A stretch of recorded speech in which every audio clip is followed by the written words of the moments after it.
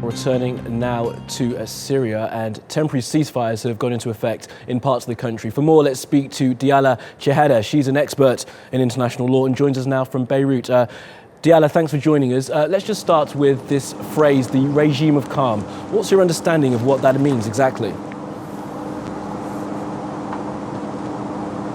Well, clearly crimes against humanity and war crimes have been committed in Syria since 2011. 30,000 people were killed in Aleppo since 2012. And what we can say now as lawyers and legal community is that we cannot describe the international silence but as an accomplice in these crimes.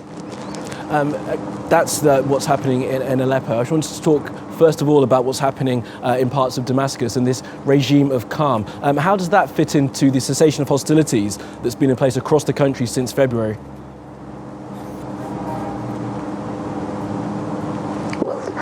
Bashar al-Assad stated in 2012 that the battle in Aleppo is the battle on which the destiny of the nation and its people rests.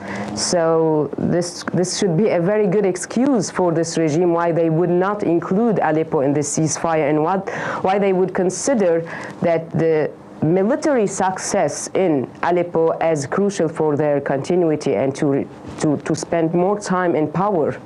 And to guarantee that they will stay in power as long as possible.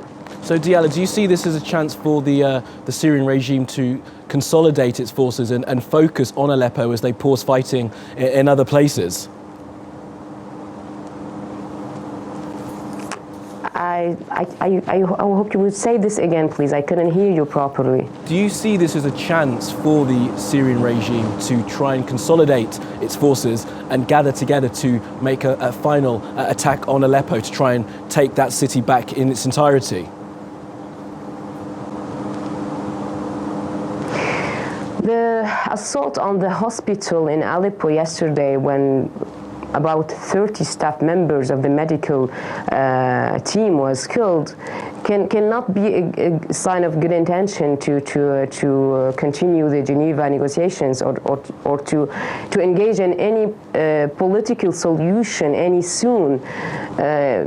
For those who are observing the situation in Syria, the regime has been doing everything to say that they are the holder of the main power in this country, and they are going to continue their fights and battles in the areas where they think that it should continue, regardless of the humanitarian situation and despite of the commitment of war crimes and crimes against humanity by their forces and under their commandment. Okay, well, Diala Chehadeh, we thank you for joining us there from Beirut.